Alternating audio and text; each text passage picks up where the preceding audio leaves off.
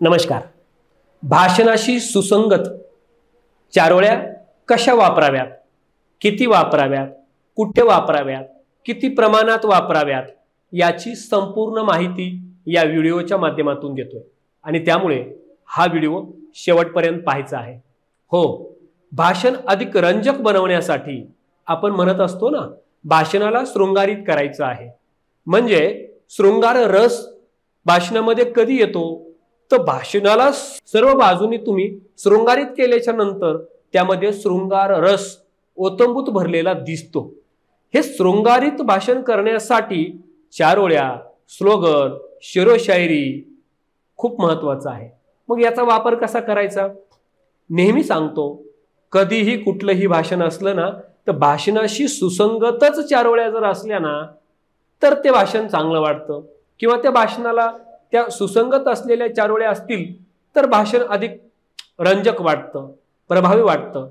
उदाहरणार्थ 15 ऑगस्ट जवळ आला आणि तुम्ही जर 15 ऑगस्टची तयारी करत असाल तर ना हिंदू का हूं ना मुसलमान का टपकता है खून इंसान का, इस खून की कदर करो यारो, ये खून है हिंदुस्तान का, ये खून है हिंदुस्तान का, असं म्हणून तुम्ही 15 ऑगस्टच्या भाषणाची सुरुवात करू शकता।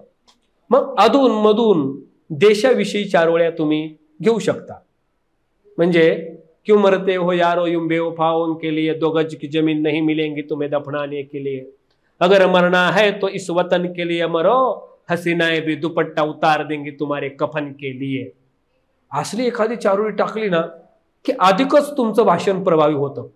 पण ही चारोळी टाकताना कोणीतरी देशाविषयी बलिदान दिलेलं आहे याचं उदाहरण द्यायचं आणि आजच्या तरुण पिढी कशी बर्बाद होते, कशी प्रेयसीसाठी जीव देते हे बोलताना मग हे म्हणायचं, क्यों मरते हो यारो इन बेवफाओं के लिए, 2 गज की जमीन नहीं मिलेंगी तुम्हें दफनाने के लिए, अगर मरना है तो इस वतन के लिए मरो, हसीनाएं भी दुपट्टा उतार देंगी तुम्हारे कफन के लिए।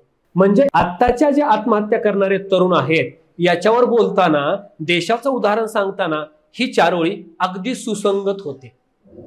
मला काय सांगायचं माहितीये, तुम्ही तुमच्या भाषणाशी सुसंगत चारोळ्या वापरल्या पाहिजे। उगा काहीतरी चारोळी वापरायची म्हणून वापरणं मग काही उपयोगाचं नाही।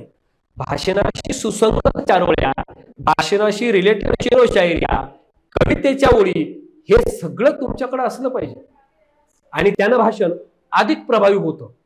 सुसंगत म्हणजे परफेक्ट बसलं पाहिजे।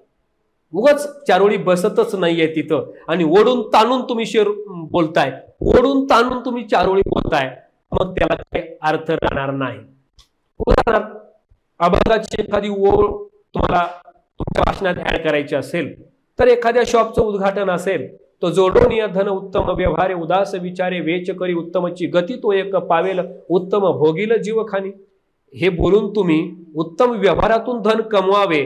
कारण कुठंतरी शॉपचं उद्घाटन आहे, त्याच्याशी रिलेटेड ही अभंगाची ओवी आहे, म्हणजे विषयाशी रिलेटेडच असलं पाहिजे तरच तिथं ते फिट बसतं।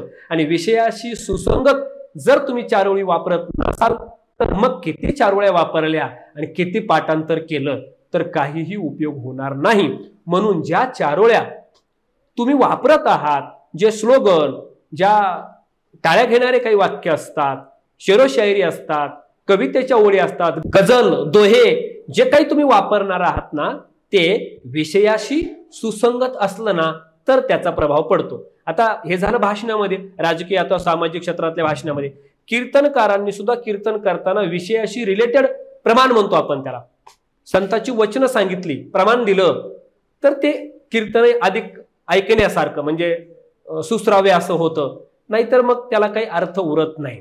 म्हणजे बोलणारे भरपूर आहेत हो, पण सुसंगती ठेवून बोलणाऱ्यांची संख्या फार कमी आहे। आणि म्हणून तुम्हाला चांगलं बोलायचं असेल, सुसंगती ठेवून बोलायचं असेल, विषयाशी रिलेटेड चारोळ्या, अभंग घेऊन जर बोललात तर तुमच्या भाषणामध्ये एक संगती दिसेल, तुमचं भाषण अधिक प्रभावी दिसेल आणि तुम्ही सुद्धा कसलेले वक्ते वाटू लागाल। पुन्हा एकदा असेच व्हिडिओ पाहण्यासाठी नक्की आमच्या चॅनलला भेट द्या। रामकृष्ण हरी।